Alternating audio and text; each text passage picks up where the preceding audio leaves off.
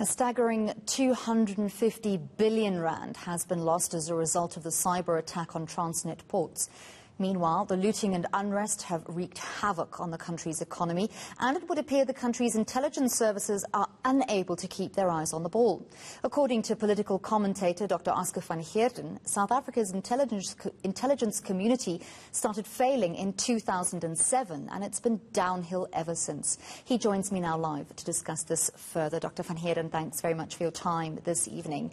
So when we talk about the intelligence community, who are we actually talking about? Is it just the National Intelligence Agency, or are there other units, structures or independents under the same umbrella? Thanks, Andy. Well, firstly, we're talking of a plethora of stakeholders. State security, as it's known now, is one stakeholder. Of course, we also have crime intelligence, which is attached to the South African Police Services. We do have NICOC, which is the National Intelligence Coordinating Committee.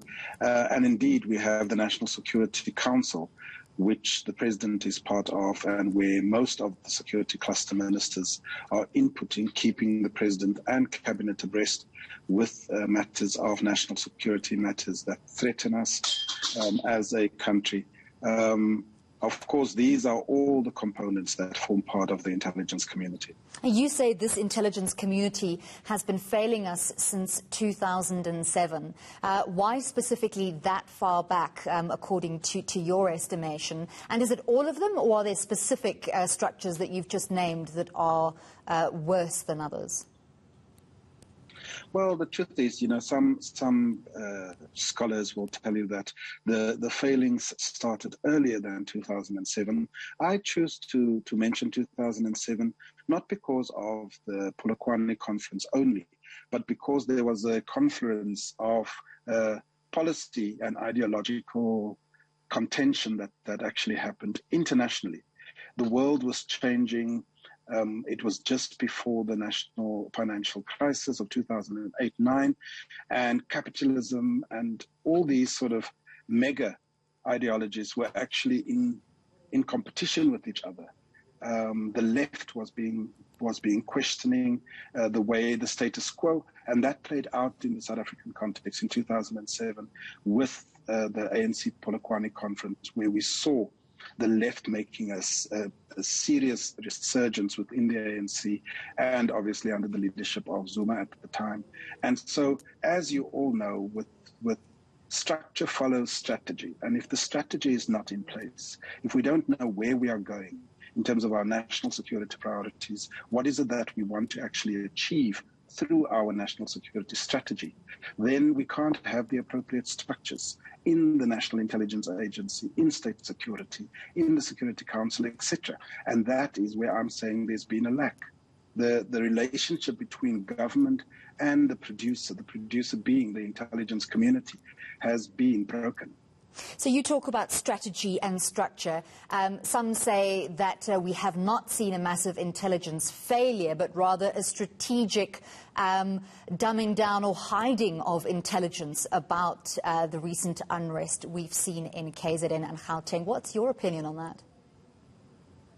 Well, look, I think we all are aware that there are factional politics playing out within the governing party, the ANC. And yes, it does find expression in some state organs, in particular the intelligence community, which has been politicized and has actually had the influence of factional politics.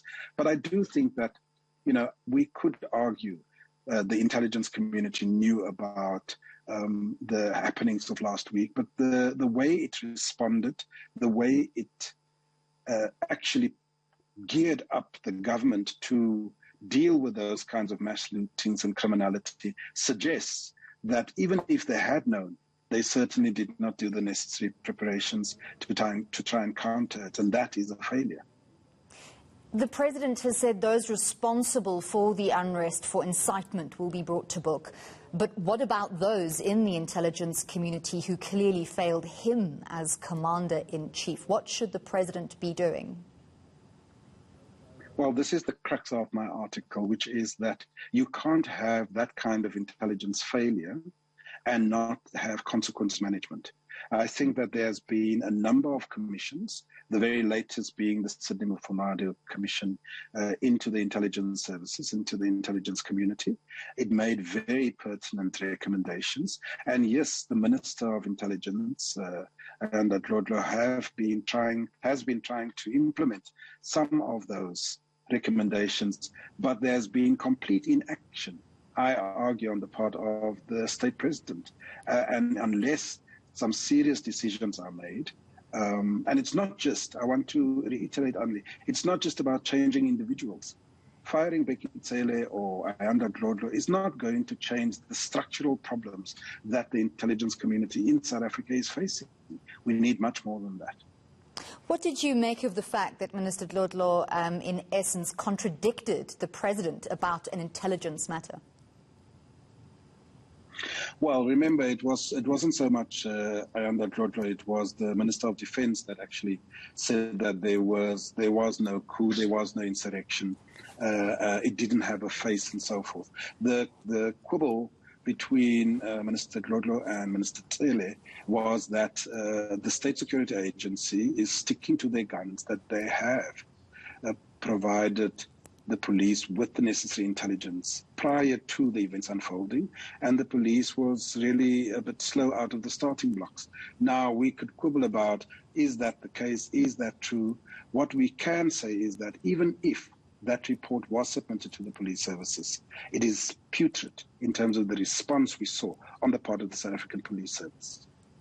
How do you think our intelligence community or intelligence agencies should be restructured to make the whole process more efficient? You ask the question, what is it about intelligence communities that makes us so hesitant to just either do away with them entirely and start from scratch, or drastically, radically restructure them?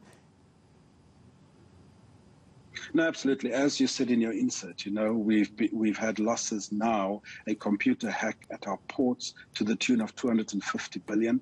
We have seen that the looting of the destruction of last week is into the tens of billions of dollars. What more does it take to actually make some very radical decisions about where we take our intelligence community? We have a national security advisor at this point in time that is retired. We've not seen or haven't been told of a new person stepping in. The National Security Council has only been recently meeting, although it was in existence for a very long time. And we've said that we are going to break up the intelligence agencies into domestic, foreign, and so on, and that has not happened in any marked way. The point is that I think, given the history of the intelligence community in South Africa, that President Ramaphosa must have a very serious think about actually closing it down, ask everyone to reapply, do the necessary polygraphs, etc., so that we root out those that are actually in the service for nefarious reasons, and we have professional people running the service. And I think if we don't do this, we are going to have these kinds of problems continuous going forward. Well, thank you very much for your insights, Dr. Oscar van Heerden, political commentator, giving us some thoughts on the intelligence community in South Africa and failures given the recent looting and unrest in both KZN and Gauteng.